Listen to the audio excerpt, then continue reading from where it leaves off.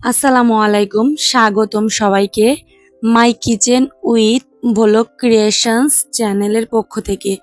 আজকের ভিডিওতে দেখাবো কিভাবে সঠিক মাপ সহ ছেলে বাচ্চার জন্য নিমা কাটিং এবং সেলাই করতে হয় একদম সহজ পদ্ধতিতে, সেটা বাই স্টেপ যাতে করে নতুনরা খুব সহজে শিখতে পারেন।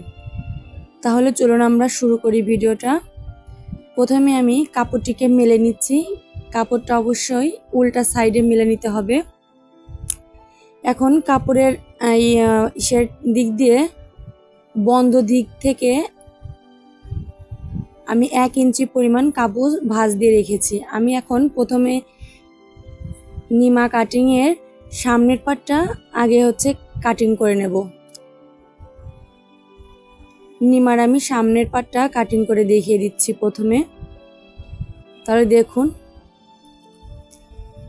এখানে উপর থেকে এটা 2 ইঞ্চি পরিমাণ নিতে হবে এই পাশ, আর নিচের দিকে নিতে হবে 2.5 ইঞ্চি পরিমাণ, এবং কাঁধে নিয়েছি আমি 3 ইঞ্চি পরিমাণ।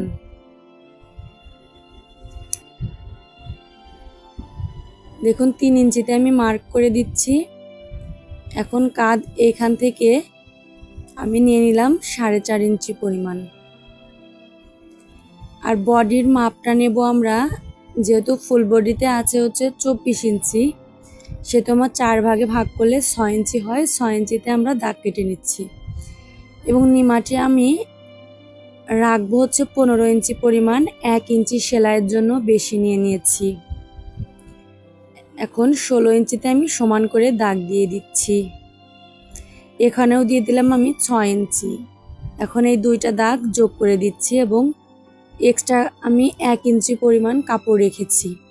এখন গলার অংশটায় আমি রাউন্ড করে দেব এবং কাঁধে আমি এভাবে একটু ঢালু করে দেব, যাতে সেলাই করার পর দেখতে ভালো লাগে। এখন মাপ অনুযায়ী আমি এটা কেটে নিচ্ছি।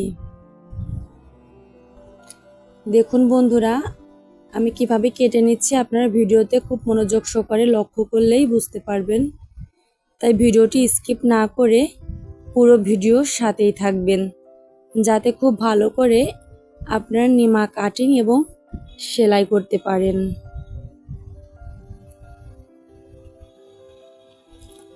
এভাবে আমি সব পাশ থেকে কাপড়টা কেটে নিচ্ছি।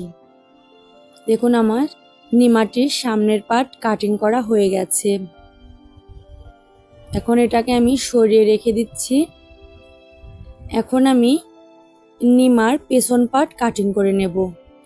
শুধু কাপড়টাকে মেলে ভাঁজ করে নিচ্ছি। ভাঁজ করা হয়ে গেছে। এখন যে সামনের পার্টটা আমি কেটে নিয়েছিলাম, এটা ভাঁজ অবস্থাতেই আমি এর উপর ফেলে এই মাপেই কেটে নেব। এখানে শুধু মনে রাখবেন, গলাটা এই মাপেই দেয়া যাবে না। পিছনের গলা আমি 2 ইঞ্চি পরিমাণ রেখেছি এবং এটাকে রাউন্ড করে কেটে নেব। আসলে বন্ধুরা, একটা কথা বলতেই ভুলে গেছি, যে আমি যে সামনের পাটে যে 1 ইঞ্চি পরিমাণ কাপড় নিয়েছিলাম, এটা ঘাট এবং বোতাম লাগানোর জন্য, যাতে করে কাপড়টা সেলাই করার পর বেশি টান, মানে বগলের দিকে কিংবা বুকের সাইডে টান না পড়ে, মানে সুন্দরভাবে যেন বসে, সেজন্য আমি 1 ইঞ্চি পরিমাণ এভাবে কাপড় রেখে দিয়েছি ঘাট এবং বোতামের জন্য। দেখুন বন্ধুরা, ভিডিওতে লক্ষ্য করুন, আমি এই সামনের পাটের অংশের মাপ নিয়ে পেছনের পাটটাও আমি কেটে ফেললাম। এখন সামনের পাটের এই কাপড়টিকে আমি মেলে দেব। মেলে নিয়েছি এবং মাঝখানে একটা দাগ রয়েছে, ওই দাগ বরাবর আমি কাপড়টিকে কেটে নিচ্ছি।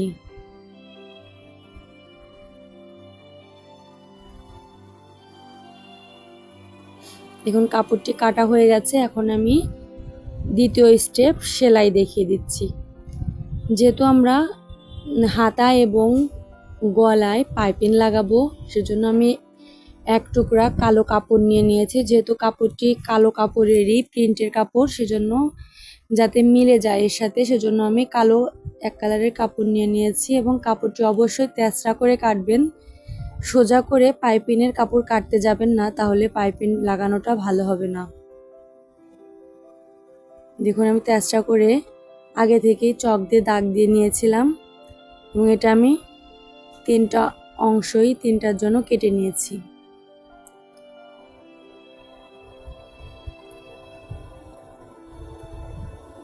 এখন যে আমি 1 ইঞ্চি পরিমাণ কাপড় বাড়তি রেখেছিলাম ঘাট এবং বোতামের লাগানোর জন্য, আমি সেই সাইডটা সেলাই করে নেব। তো দেখুন উল্টা পিঠে আমি ভাঁজ করে নিচ্ছি এবং সামান্য পরিমাণ কাপড় ভেতরে দিয়ে এর উপর দিয়ে আমি সেলাই করে নেব।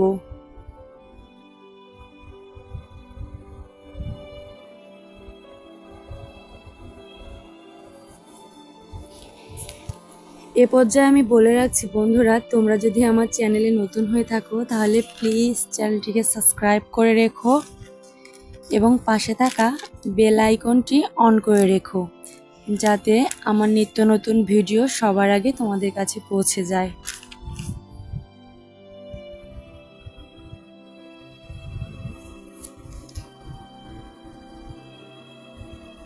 দেখুন আমার এক পাটটা সেলাই করা হয়ে গেছে।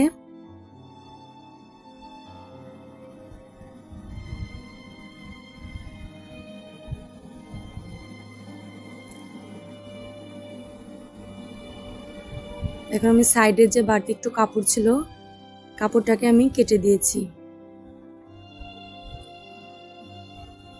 দেখুন সেলাই করা হয়ে গেছে এবং আমি অপর যে পাটের যে বাড়তি কাপড় 1 ইঞ্চি পরিমাণ রয়েছে আমি সেটাতেও সেলাই করে নিচ্ছি। বন্ধুরা এটা মুখে বোঝানোর কিছু নেই, আমি জাস্ট যেভাবে সেলাই করছি আপনারা এটা লক্ষ্য করে ঠিক এভাবেই স্টেপ বাই স্টেপ কাজ করে যাবেন, তাহলে খুব সহজেই বুঝতে পারবেন।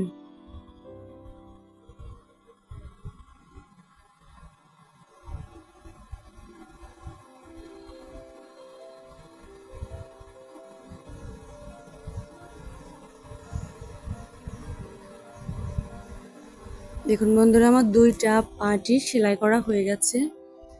এখন আমি পেছনের অংশের সাথে এই 2টা পাটি মানে কাঁধে জয়েন করে নেব। এখন পেছনের অংশটাকে আমি মেলে নিয়েছি, এটা সোজা সাইডে রেখেছি পেছনের অংশটা এবং এই সামনের পাটের এক অংশ আমি উল্টা সাইডে রেখে উল্টা পাশে রেখে কাঁধে ঠিক মতো জয়েন করাই দিচ্ছি। দেখুন এখন এইভাবে সেলাই করে নিতে হবে কাঁধে। এক পাশে এক টুকরা কাপড় রেখে এবং অন্য পাশে আরেক টুকরা কাপড় রেখে কাঁধে সেলাই করে নিতে হবে।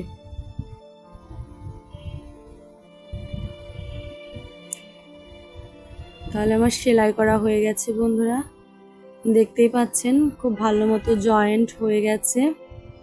এখন দেখুন আমি যে 24 ইঞ্চি বডির মাপ নিয়েছিলাম সেই অনুযায়ী 2 পাশে আমি দাগ দিয়ে নিয়েছি। এখন আমি যে পাইপিংটা কেটে রেখেছিলাম গলায় জয়েন্ট দেওয়ার জন্য, আমি সে পাইপিংটা এখন জয়েন্ট দিয়ে নেব। প্রথমে আমি কাপড়টিকে উল্টা সাইডে রাখবো এবং বগলের এক কর্নারে ধরে পাইপিংয়ের কাপড়টাকে এর উপর বসিয়ে সেলাই করে নেব।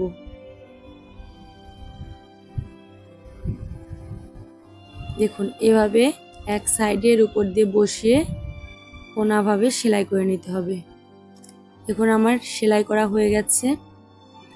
এখন কাপড়টিকে আমার উল্টিয়ে সিধা সাইডে নিয়ে যেতে হবে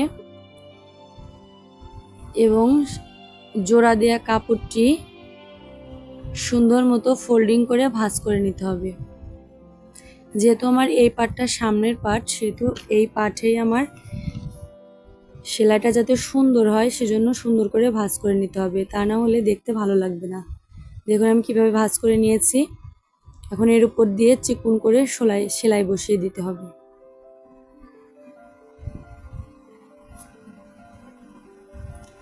দেখুন কত সুন্দর করে আমি এটা পাইপিংটা লাগিয়ে নিয়েছি। পাইপিংটা আমার লাগানো হয়ে গেছে। এখন গলাতে এবং অন্য যে হাতার পাইপিং আছে আমি সেটা খুব ভালো মতো লাগিয়ে নিচ্ছি। দেখুন আমার পাইপিং 3 পাশে আমার পাইপিং লাগানো হয়ে গেছে। দেখুন পাইপিং লাগানোটা কিন্তু অনেক সুন্দর হয়েছে বন্ধুরা। আপনারা এভাবে ধীরে স্থিরভাবে পাইপিংটা লাগিয়ে নেবেন। এখন জামাটিকে আমি উল্টো সাইডে রেখেছি এবং 2 পাশেই সেলাই করে নিয়েছি 24 ইঞ্চি বডি রেখে।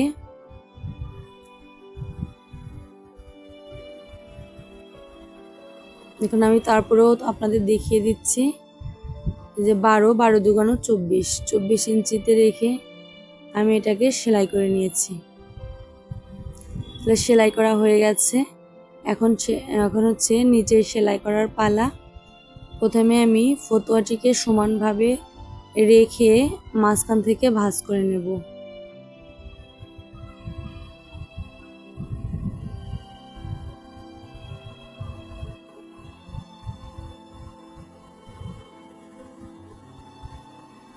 এখন কাপড়টির নিচের সাইডে যে পাশে খোলা আছে, খোলা সাইডের দিক থেকে 1/2 ইঞ্চি পরিমাণ এভাবে একটু রাউন্ড করে নিতে হবে, যাতে করে ফতুয়াটা অথবা নিমাটা বানানোর পরে দেখতে সুন্দর লাগে। এখন নিমাটাকে ছাড়িয়ে দেখুন নিচে থেকে এরকম চিকন ফোল্ডিং করে সেলাই করে নিতে হবে। একদম চিকন করে সেলাই করে নিতে হবে। আপনারা এই স্টেপটা কিন্তু কখনোই মোটা করে দিবেন না, সেলাইটা চিকন করে দিবেন। তারপরে হাতের কাজে করে বোতাম এবং ঘাট সেলাই করার পরে দেখুন তৈরি হয়ে গেল নিমা কাটিং। খুব সহজেই এটা আমি বানিয়ে ফেললাম। আমার এই ভিডিওটি লক্ষ্য করে স্টেপ বাই স্টেপ ফলো করে আপনারা অবশ্যই বাসায় এটি ট্রাই করবেন। তাহলে বন্ধুরা ভিডিওটি যদি ভালো লাগে অবশ্যই ভিডিওতে একটি লাইক দেবেন এবং আপনাদের যে কোনো মতামত আমার কমেন্ট বক্সে জানাবেন। তাহলে ভালো থাকবেন বন্ধুরা, আল্লাহ হাফেজ।